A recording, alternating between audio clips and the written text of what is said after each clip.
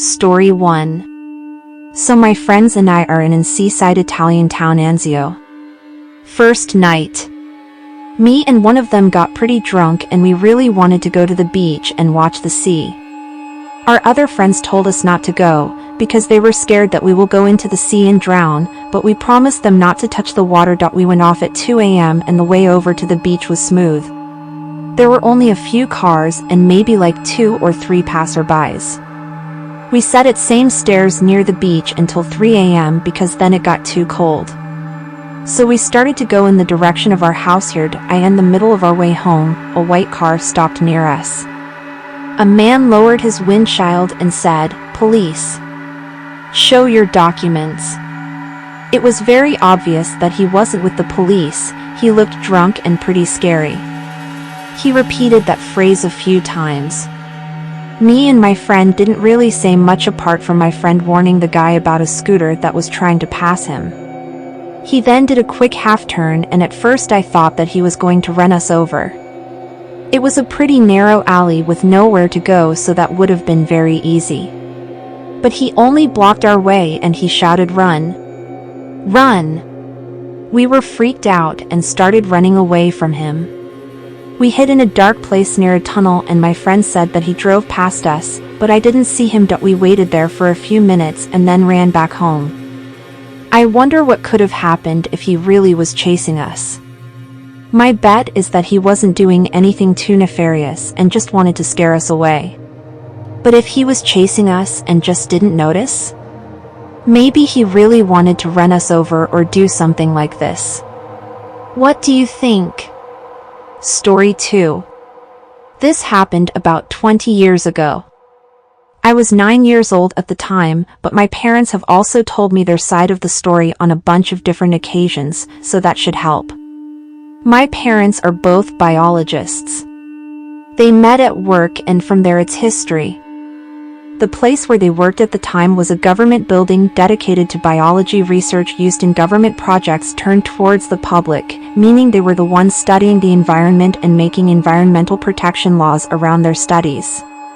This being a massive, old government building, it always had a security guard present, day and night.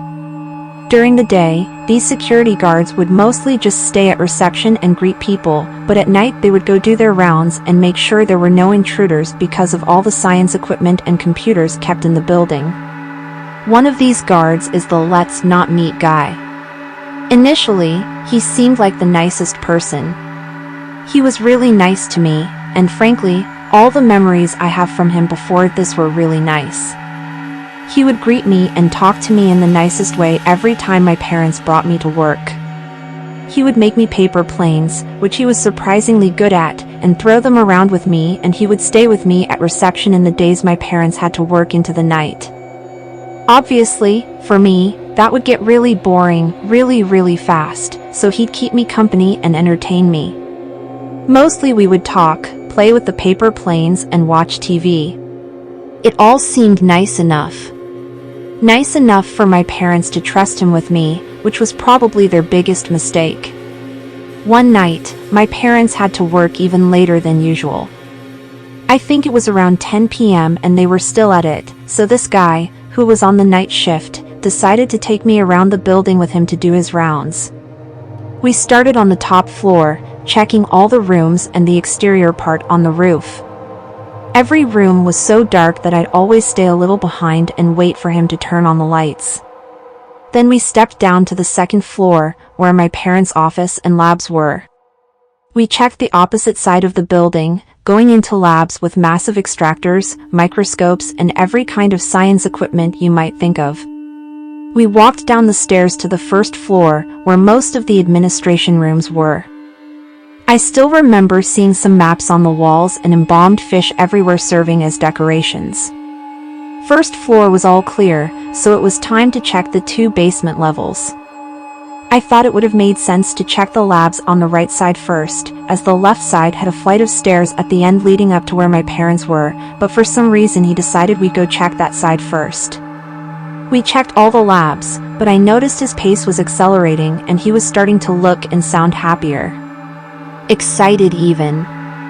Once again, we checked all the labs, all the corners from one end to the other, turning the lights on ahead of us and turning them off behind us when we left.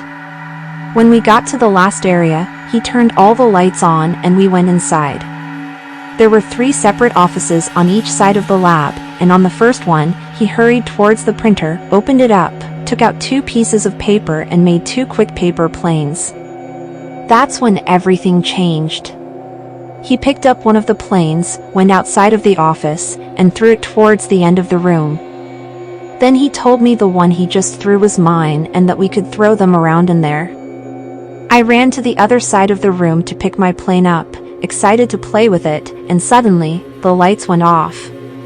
When I turned around to check what was happening, I saw him getting out of the lab, turning the lights off and locking the door.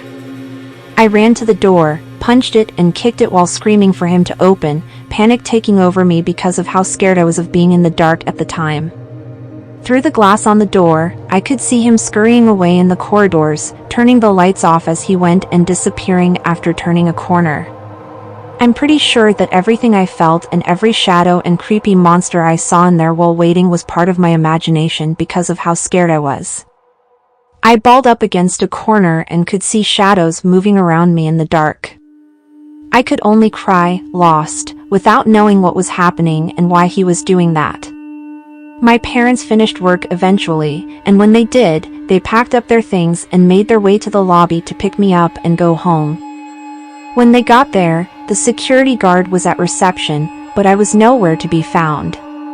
They panicked, of course, must have shouted 100 different cuss words at the guy, and I'm not sure how my dad didn't murder him right then and there, but when they first asked the guy where the hell I was and what he had done with me, he simply said that he had gone to do the rounds with me and I must have gotten lost somewhere. This is a building that would take you about an hour and a half to check from top to bottom, even if you're rushing, so must have gotten lost somewhere is not exactly helpful. They looked for hours without finding me. It was only when I saw a light far at the end of the corridors leading to the lab I was in that I got the courage to stand up, rush towards the door and start punching it as hard as I could. They finally found me there and made the guard unlock the door to get me out. I don't really remember sleeping that night, and if I did, it must have been out of exhaustion, but I know I made my mom stay in the bedroom with me the entire night. Of course my parents made a complaint against the guard, and when they did and the guy started being investigated, he was fired and arrested. Not because of locking me away where he probably hoped no one would find me, but because he had been partnering up with other criminals to steal computers and equipment from the building to sell in some shady market along with the information in the hard drives and make money off it. By then, he had stolen a lot of old computers without anyone realizing, and who knows what his plans were for me that night. I'm not convinced that locking a crying child in the middle of the darkness, hidden away in some room is exactly the most normal behavior if you're not trying to hide them and come get them later when everyone has left and sell them as part of your product. Luckily, he never had the chance to do that, and I really hope he never got to do it to any other kid. Story 3. My dog alerted me to something at my window when I was 17. My bedroom had a window looking out at my backyard. The backyard was fenced in, but on the other side of the fence were some woods and a retention pond.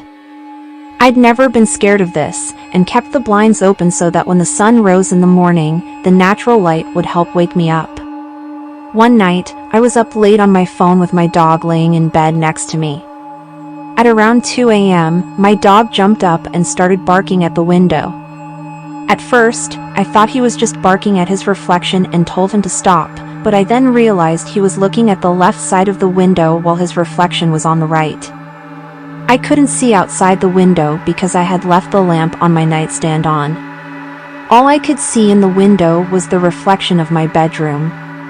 Not wanting to alert whatever might be out there that I was scared, I faked a yawn, set my phone aside and turned off the lamp. I then laid down facing the window, and I swear I saw a set of human eyes looking back at me from the left side of the window. I drink a lot of water at night, so I had an empty bottle on my nightstand. I grabbed it and pretended to just realize it was empty. I turned on the lamp and acted like I was going to get water. I went to my parents' room, and my dad told me not to worry. We had these motion-activated floodlights and they hadn't turned on, so there was no way anything was out there.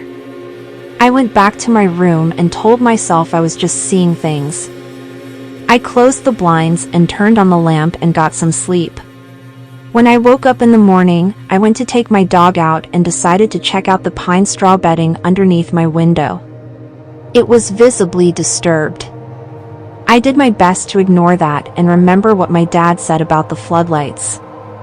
That worked pretty well until my dad tested the floodlights later that day and found that the bulbs had burnt out. To this day, I keep my blinds closed and my lamp off when I sleep. I don't want to risk anything being able to see me, and if anything is somehow peeking through my window, I want to know it's there. If there was someone at my window that night, let's not meet. Edit, hey, I just wanted to say thanks to everyone that commented. I typed this out because a project I've been working on caused this memory to resurface. Sometimes, just writing something like this down and chucking it into the void helps me deal with it. I'm 22 now, so I'm far enough removed from it that I can mostly just look at it as a weird experience I had, but there is definitely a degree of paranoia left from this and other things I've dealt with. To everyone who has had a similar experience, I hope everything turned out okay and that you're doing well. I've interacted with a few of you in the comments and you all seem like strong people. To anyone who does this peeking through windows shit, fuck off.